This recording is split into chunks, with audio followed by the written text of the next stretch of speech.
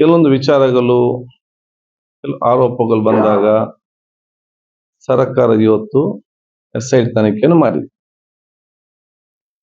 ತನಿಖೆ ಆಗಲಿ ಕಾನೂನು ಪ್ರಕಾರ ತನಿಖೆಯಾಗಿ ಅದು ಏನಂತ ಅದರ ಸತ್ಯಾಸತ್ಯತೆ ಇವತ್ತು ಬಹಿರಂಗವಾಗಲಿ. ನಾನು ಹೇಳುವಂಥದ್ದು ಸಮರ್ಪಕವಾದ ತನಿಖೆ ಮುಖಾಂತರ ಸತ್ಯಾಸತ್ಯ ಏನಂತ ಬಯಲಾಗಲಿ. ಅದು ಯಾವ ರೀತಿ ಮತ್ತೆ ಕಾನೂನು ಕ್ರಮ ಆಗಬೇಕು ಆ ರೀತಿ ಕಾನೂನು ಕ್ರಮ ಆಗಬೇಕಾಗ್ತದೆ. ಆದರೆ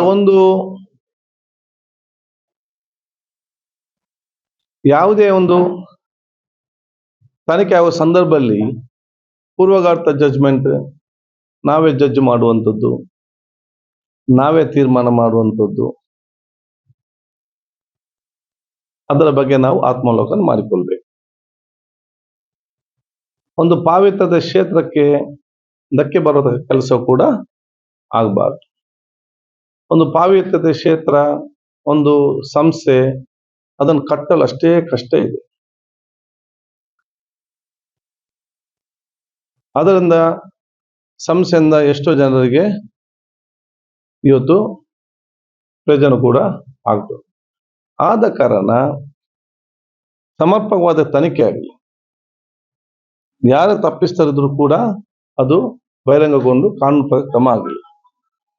ತನಿಖೆ ಆಗೋ ಮುಂಚೆ ನಾವೇ ನಮ್ಮಷ್ಟಕ್ಕೆ ಜಡ್ಜ್ಮೆಂಟ್ ಕೊಡೋದು, ನಾವೇ ನಮ್ಮಷ್ಟಕ್ಕೆ ಅದರ ಬಗ್ಗೆ ತೀರ್ಮಾನ ಮಾಡೋದು, ಆ ಪಾವಿತ್ರ್ಯದ ಕ್ಷೇತ್ರಕ್ಕೆ ಒಂದು ಕಪ್ಪು ಚುಕ್ಕೆ ತರುವಂಥದ್ದು, ಅದರ ಬಗ್ಗೆ ಅದು ಪ್ರತಿಯೊಬ್ಬರು ಆತ್ಮಾವಲೋಕನ ಮಾಡಿಕೊಳ್ಬೇಕು ಇದರಲ್ಲಿ. ಸೊ ತನಿಖೆಗೆ SIT ತನಿಖೆ ಆಗಿದೆ, ಸಮರ್ಪಕ ತನಿಖೆ ಆಗಲಿ. ಯಾರು ತಪ್ಪಿದ್ರು ಕೂಡ ಅದರೊಳಗೆ ಅದು ಸರ್ಕಾರ ಕ್ರಮಗೊಳ್ತದೆ. ಅಲ್ಲಿಯ ತನಕ ನಾವು ಸಮಾಧಾನದಿಂದ ವೆಯ್ಟ್ ಮಾಡಬೇಕು, ಜಡ್ಜ್ಮೆಂಟ್ ಕರೆಕ್ಟ್ ಆಗಿ ಬರಲಿ.